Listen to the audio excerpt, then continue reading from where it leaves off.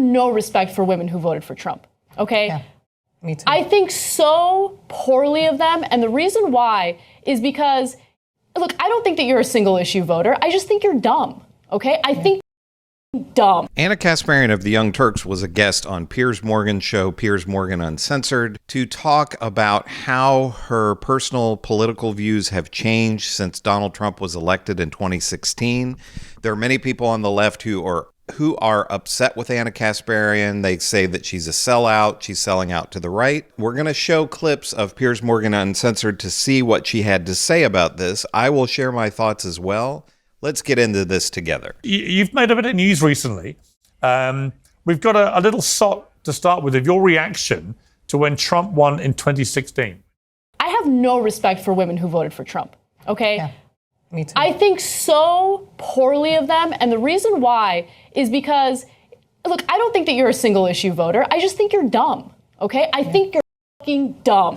When you vote for someone who openly treats women like second-class citizens, who talks about them as if they're nothing more than a piece of meat, who has been accused of sexually assaulting them, who has been caught on tape talking about groping them and grabbing them by without consent, yeah, you're an idiot. You're an idiot. So, Anna, have you moderated your view of Trump voters this time around? To say the least. That video I am not proud of, I will say that. And, you know, I had a very emotional reaction to news that Trump won in 2016. I was totally blindsided by it. And to be quite frank, I think that attacking voters is one of the worst things you can do. These are our fellow Americans, regardless of who they vote for, what they think. In order for this great experiment in America to work, we have to respect each other. And so that was 8 years ago. I'd like to think that I've matured since then, and I hope that I can prove that maturity through the work that I do today. You said 5 days before the election, you posted this, I think, to X, I don't support Trump. I also don't think it's helpful to call him a fascist or a Nazi. Those words actually mean something beyond not liking a candidate. I mean, I completely agree with you. And I respected you for saying that, because actually the over-demonization of Trump, all it did was help him and damage the left anyway. I mean, it was an act of self-harm, because most reasonable-minded people went, well, hang on, Hitler killed 12 million people. What are you talking about? And if he was such a terrible fascist, why didn't he behave like a fascist for 4 years when he had the chance? And the truth is he didn't. January 6th was awful. And I wrote that at the time and said it at the time. But other than that, where you could construct an argument for this was the kind of thing you would see in a sort of a banana republic, there's nothing about Trump's first term which screamed fascism to me. And I felt that persistent attack and he's the new Hitler was just ludicrous. Mm-hmm. Before we get into what Anna Kasparian's reaction was to what Piers Morgan has to say here, I think saying, well, other than trying to overthrow the government, Donald Trump didn't do anything that was fascist or that would be evidence that he was a wannabe dictator or anything like that. I think that's a big thing to overlook. Overthrowing the government is not, or attempting to overthrow the government is not a small thing and is not something that you can accept, in my opinion, in a country that prides itself on freedom. But let's hear what Anna Kasparian has to say. Well, it's insulting for the Jewish community that, of course, was victimized by Hitler. It kind of downplays or minimizes the severity and the brutality of Hitler and what he carried out. But, I think that just to play devil's advocate, those who kind of use phrases or words like fascist in order to describe Donald Trump, they're not using it in an academic sense. They're using it in regard to some of the, authoritarian tendencies that we heard about regarding Donald Trump in his first term. And, you can argue, well, there's a lot of hearsay. There's a lot of comments from disgruntled former administration officials who claim that Trump said these things behind closed doors. If you want to make that argument, that's fine. But even if, let's give those individuals the benefit of the doubt and just assume that Trump did, in fact, say those things during closed door meetings, it still doesn't rise to the actual definition of a fascist, right?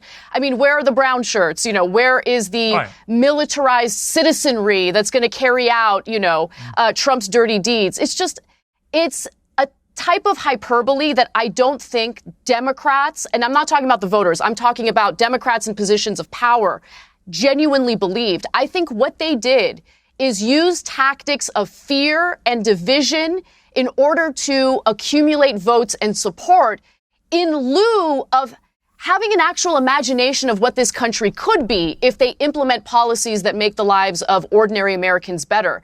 The Democrats have made a deal with the devil, and the devil is their corporate donors.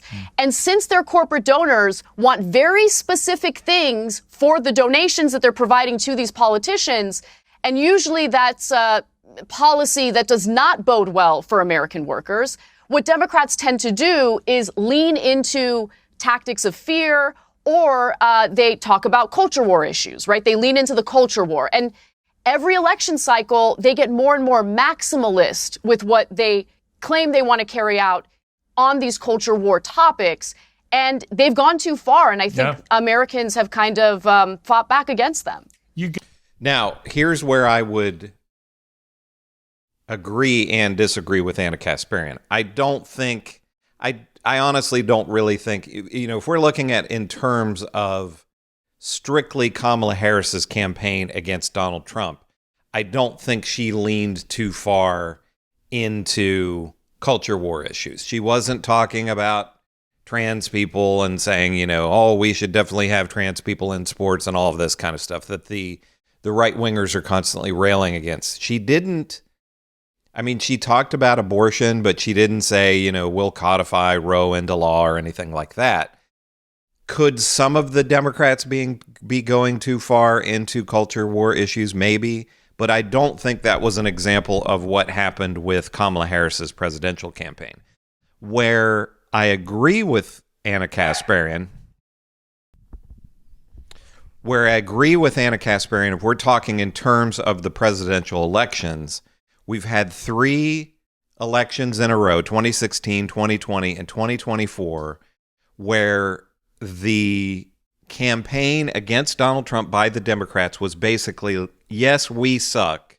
We know we suck, and we're not really going to offer anything to you, the average person, to improve your life, but you have to vote for us because the other guy is a fascist and a dictator.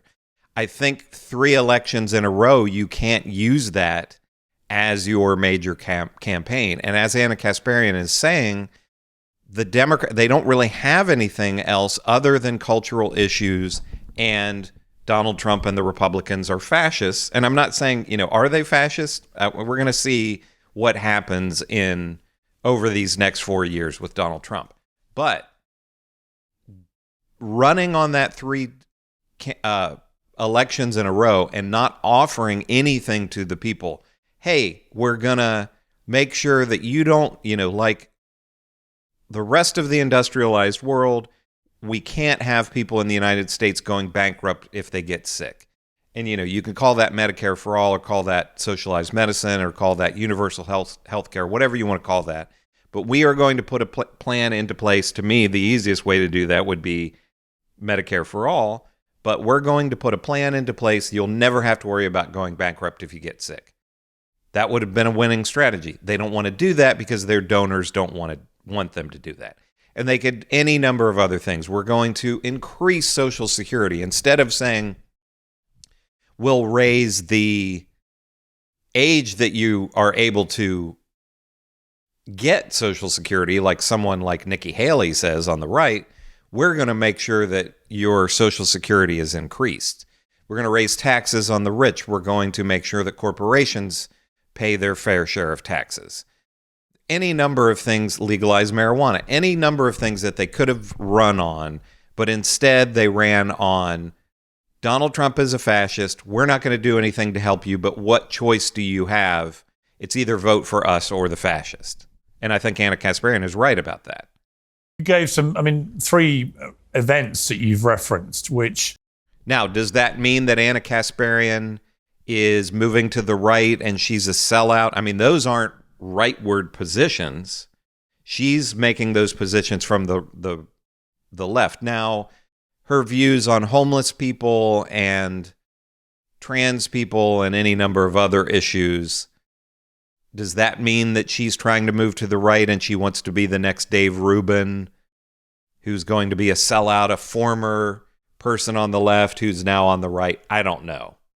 But to me, her assessment of this particular presidential election and how the Democrats aren't really offering anything to average voters is correct.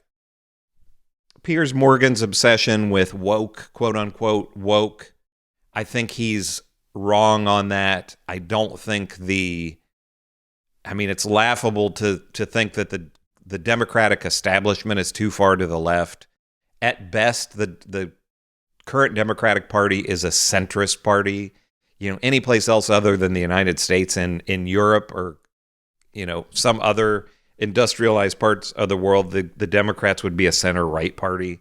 So I think it's laughable to think that they've gone too far to the right. Now, unfortunately, I think that's the lesson that the Democrats have learned is, we didn't reach out hard enough to Democrats in the suburbs. We had Liz Cheney as part of our campaign and we still didn't win. So that means we need to go further to the right. That's my concern with them. And I believe that's Anna Kasparian's concern as well in terms of economic policy and foreign policy and that kind of thing. Let me know in the comments what you think about all of this, about Anna Kasparian and her appearance on Piers Morgan. Is her assessment correct of the Democrats? Or is she just a sellout who wants to be the next Dave Rubin or some other right-wing figure? Tim Pool claims that he was on the left at one point because he was at Occupy Wall Street. Is this the trajectory that Anna Kasparian is on? Let me know in the comments what you think about all of this. Anna Kasparian, Piers Morgan, anything else that you want to comment on. Make sure to give me a like and subscribe. I'm closing in on 50,000 subscribers and I want to keep growing. So if you haven't subscribed and you like what I'm doing, please do so. This is Chris on Culture. I will see you in the next video.